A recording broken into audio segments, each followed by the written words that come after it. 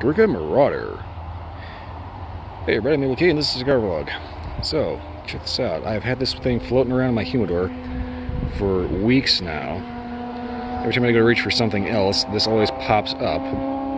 So I figured might as well go ahead and get a review out of the way, so that I can just smoke the rest of them and not have to worry about it popping up in my inventory again.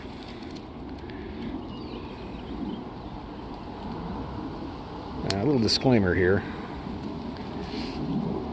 Some of you may be thinking that either I'm crazy or you are, because you probably saw 2 videos for the Gurkha Vanquish. Well, as it turns out, I screwed up. I accidentally reviewed the same cigar twice. So I went ahead and put the second one on private and just basically chalked that up to an oops.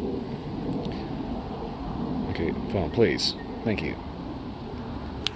If I really wanted to focus on the grass, I would be pointing at the grass.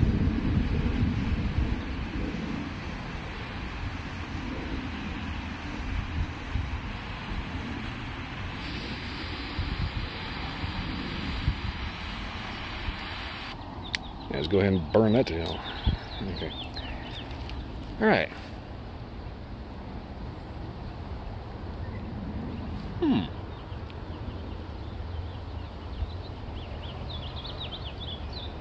That's interesting.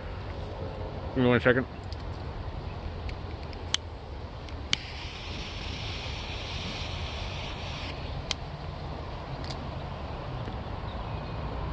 Gotta make sure I get that well lit. That's interesting. Is that almost a almost a really dark tea, kind of iced tea kind of flavor going. Interesting. Big clean tobacco. Good start. All right. It's got some flavor right off the bat. I like that. All right, I'm gonna smoke this down about 1 inch and see if anything becomes a little bit more discernible. I'm also gonna make sure I didn't completely fuck up my light. See you at 1 inch. Okay, hopefully I'm showing up okay. About the first inch in, nice echo, reading. First inch in, I've noticed that it's kind of giving me kind of cookie vibes. It's kind of got this bready cocoa-y note to it. So it's kind of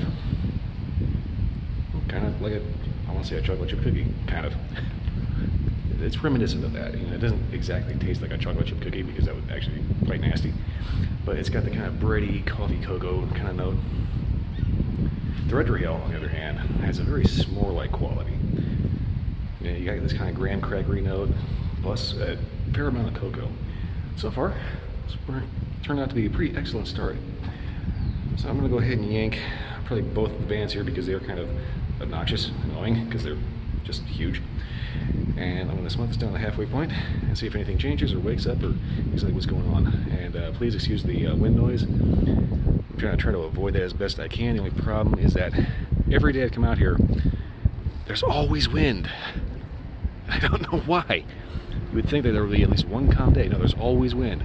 That's still probably about to get rained on too, because there's clouds all over the place. Anyway, I'm going to smoke this down to the halfway point. I'm going to clean this up, get these bands off of here, and give you an update from there. Okay, so just a real quick update here.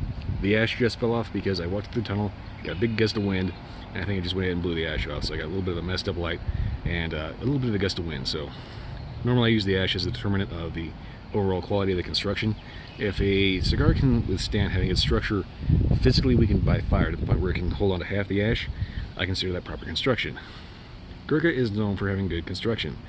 So don't take this particular mess up as an indication of lackluster construction. I'm pretty sure this is going to be pretty good. So, just a quick update there. I'll get back to you at the halfway point. Alright, coming up to about the halfway point here. I'm definitely getting a very cookie vibe off of this. I kind of want to say like an oatmeal cream cookie kind of deal, you know? It's like, have you ever had those little Debbie's? It's the little oatmeal cream sandwich. It's kind of giving me that vibe. It's getting a little on the spice side. A little bit less cocoa, a little bit more kind of oaty breadiness to it. The Red Rail especially has that. Plus a slight earthy note. So far though, I can definitely recommend a good coffee with this. Perhaps your favorite whiskey. I think that kind of goes with every cigar. but definitely a good coffee one, particularly with a little Debbie. Take that for what you will.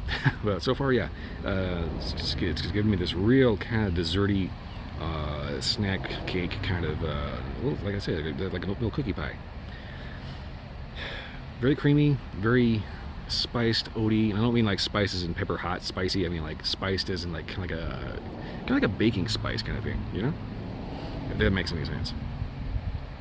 Overall, been working out pretty good. I will say that the draw has been a little stiff on this one, so I think it was rolled a little tighter. Also, the wind is kind of messing with me a bit, and I had to relight. Otherwise, I haven't really had too many problems. Everything seems to be burning well. Construction seems to be good. There's a little toothiness in the wrapper, little bumps of oil that end up indicating a lot of flavor. So, yeah, so far turning out great. All right, I'm going to smoke this down to the nub and get a final update from there. Alright, getting down to the band here, right at the nub. So far, flavor's been pretty much unchanged, which is actually not a bad thing, because so far this has been a rather smokable snack cake. My final thoughts on this basically are that this is an excellent cigar to sit down on a hot afternoon with like a sweaty sweet tea, just loaded with ice, or a good iced coffee.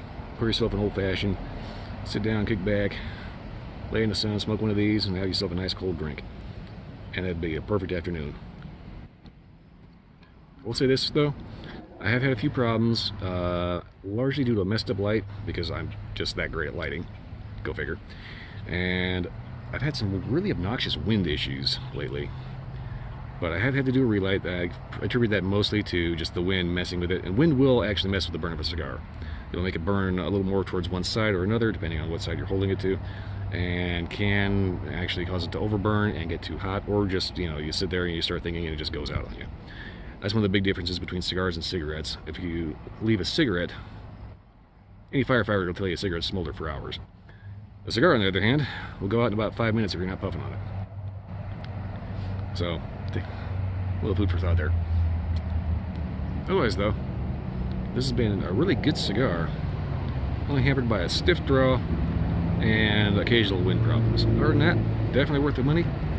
You get it on a nice calm day, it'll definitely be worthwhile.